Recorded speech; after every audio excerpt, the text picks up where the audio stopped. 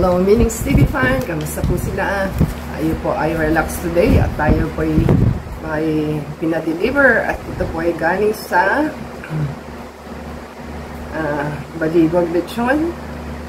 Yan po ang ating in-order at tayo po ay may in-order na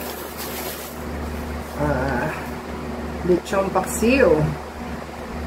275 po yung paksiw at frozen ang pinadala, powerful.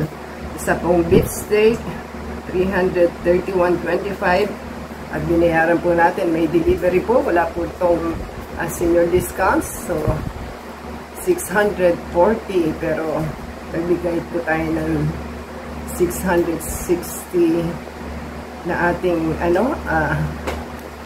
binayad at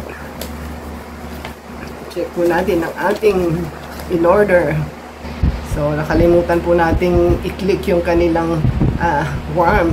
Kaya pinadala po nila is frozen. So, ganun po pala sa kanila. Pero common sense din lang naman po. Since delivery yan, kakainin na po natin, di ba?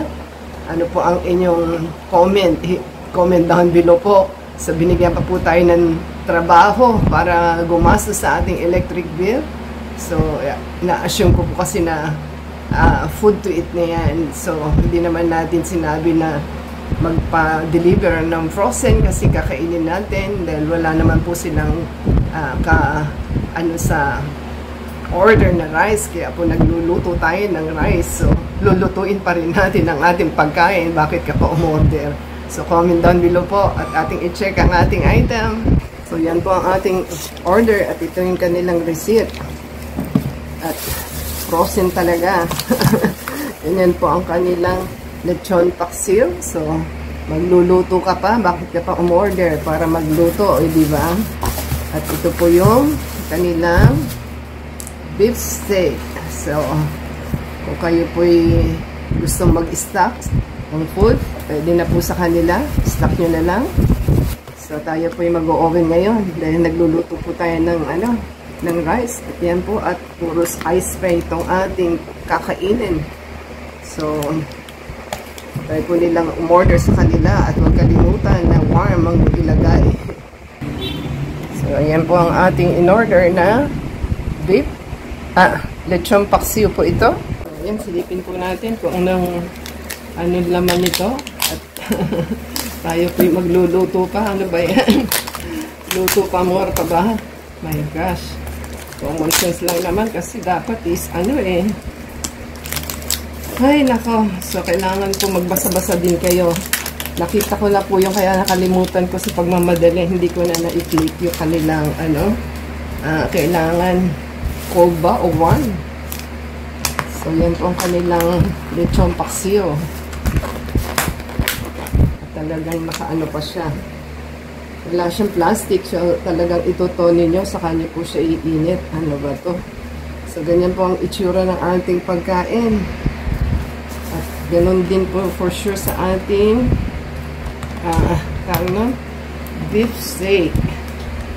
So, talagang nakapakpak na lang po siya. I-hit na lang po talaga. Ano ba yan? Hindi natin mabuksan. So, atin po silipin kung anong itsura niya. Talagang nag-ice pa po ang ating in-order.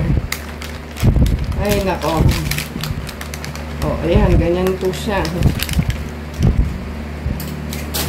So, talagang iinitin nyo pa po. Ayan po ang ating beef steak. Ganyan po ang itsura niya at talagang malamig pa. At ayan pong itsura na ating paksiw. At talagang cold pa. Oh my gosh. So, ngayon lang po tayo naka-experience na magluluto ka pa, di ba? So, nakalimutan lang natin i-click pero nakita na natin yon. So, after na po natin nakita na talagang frozen padadala instead of luto na. So, kaya napabilis sila dahil ikaw ang magluluto. Ay, nako. So, bumabasa na po sa table natin na sobrang lamig. Para kang, di ba? Nag-ano ka ng sa bahay na galing sa freezer at ikaw ang magluluto, di ba? Powerful ang ating transaction for today. So na first time tayo doon, hindi natin ni-expect.